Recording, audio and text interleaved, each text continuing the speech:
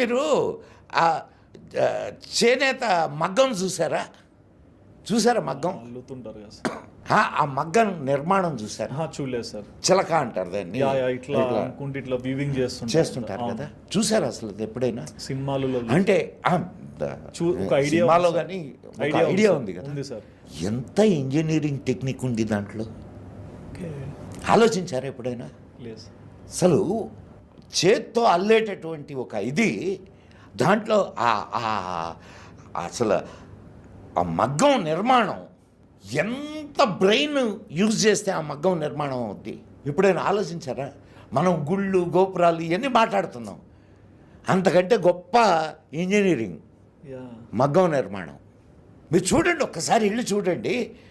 అసలు ఆ పోగులు, అన్ని పోగుల్ని వాళ్ళు కడతారు. అవును. అండ్ పోగుకి మధ్య ఇంకొక పోగు వెళ్ళడానికి ఏమన్నా అసలు మీకు దాన్ని చూస్తే మీకు ఆ ఇంజనీరింగ్ టెక్నిక్ని చూస్తే మీ కళ్ళు తిరిగిపోతాయి. మరి ఇదంతా విద్య లేకుండా ఎట్లా అలవడింది? విద్య లేకుంటే అది రాదు, నిర్మాణం సాధ్యమా? కాదు. మనం పుస్తకాల్లో చదువుకున్నాం, బ్రిటిష్ వాళ్ళు మనకు ఉంగరంలో అగ్గిపెట్టెలో పట్టే చీరలు తయారు చేసేవాళ్ళు మన వాళ్ళు అని. అవును. ఎంత అద్భుతమైనటువంటి ప్రక్రియ అది. అంత టెక్నిక్ని ఎలా సాధించుకోగలిగారు?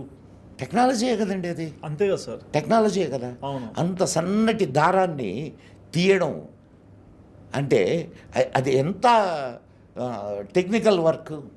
మీకు ఒక కథ కూడా ఉంది. గ్రీకు రాజకుమారి, గ్రీక్స్ మన భారతీయుల వస్త్రాలనంటే చాలా ముచ్చట పడేవాళ్ళట. వాళ్ళు వస్త్రాలని తీసుకొని పోయారు. అవును, చూస్తుంటాం ఎక్కువ. తీసుకొని పోయి వాళ్ళు కట్టుకునేవాళ్ళు. గ్రీకు రాజకుమారి భారతీయ వస్త్రాలని కట్టుకొని సభలోకి వచ్చిందంట. ఆమె నగ్నంగా కనిపిస్తుంది.